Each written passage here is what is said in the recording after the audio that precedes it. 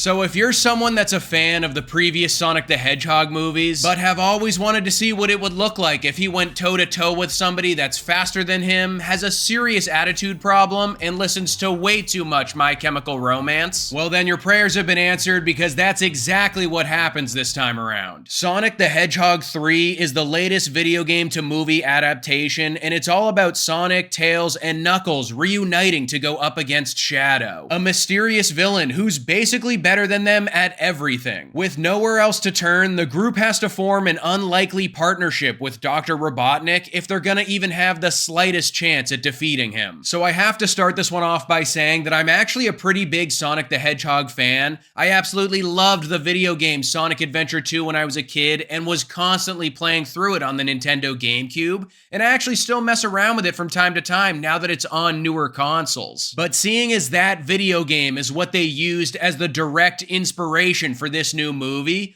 I mean, they basically already had me in the palm of their hand, if I'm being honest. That's the point in the franchise where the tone becomes darker, there are more complex characters introduced, and the overall storyline is at its most entertaining. And after seeing the movie for myself, I'm happy to say that outside of some glaring missteps this series always seems to make, they've managed to craft the most impressive entry in the franchise yet, and it's probably the best video game movie that we've gotten so far. Just remember that's still a very low bar to clear. Now, the best place to start when talking about this film is the actual story that they decided to go with, because in the previous movies, they've shown us that they know how to handle the characters and the action sequences pretty well. So for the franchise as a whole to evolve and continue getting better, I really wanted to see that plot get more tightened up this time around, especially when they're adapting a story as angsty and entertaining as Sonic Adventure 2. And I think that aspect is better in this third movie, but the pacing definitely still leaves a little bit to be desired. There's a good deal of exposition and conveniences riddled throughout the narrative that disrupts the overall flow of everything that's going on from time to time, and the tone isn't always balanced since they're constantly jockeying between giving us more of Shadow's tragic backstory while also trying to keep things light for the entire family. But at the end of the day, I can't complain too much since they pretty much hit everything on my checklist that longtime fans of the games are gonna want to see translated onto the big screen. When it comes to the vocal performances, this already stacked cast just keeps getting bigger now with the inclusion of Keanu Reeves as Shadow the Hedgehog. I mean, we already have Ben Schwartz, Idris Elba, and Colleen O'Shaughnessy in the mix doing their thing, and we know what to expect from them as the heart of this film, but Keanu Reeves being the voice of this mysterious and brooding villain really makes use of the vibes he's become known for in the later stage of his career, and whoever locked him down for this role deserves a hefty discount on a Sega Dreamcast. Unsurprisingly, the only human character you're gonna actually care about is Jim Carrey as Dr. Robotnik.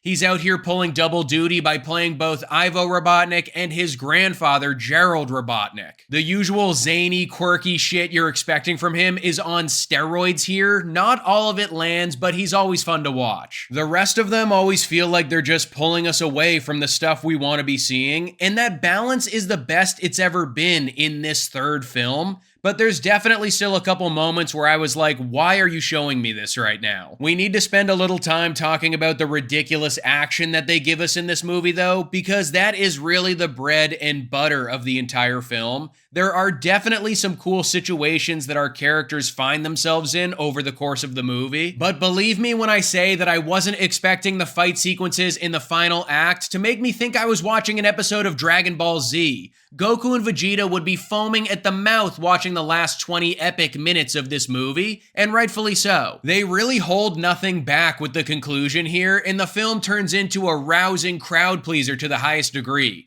The visuals are super impressive, the source material is respected, and they just give you exactly what you're looking for out of an all-out brawl between the players at hand. It definitely ends on a high note that will make fans of the games very happy. Overall, guys, Sonic the Hedgehog 3 is definitely a slight improvement over the previous two films, making it the best one yet. It explores darker themes, it feels more high stakes, and it rips sequences right out of the video games. The story is still bogged down by some lackluster pacing, and the humor continues to be hit or miss. But if you're a big fan of the source material, the final 20 minutes of this film and both of the post-credit scenes are gonna make you feel like a kid in a goddamn candy store. Sonic the Hedgehog 3 gets a Sully score of 3.5 stars.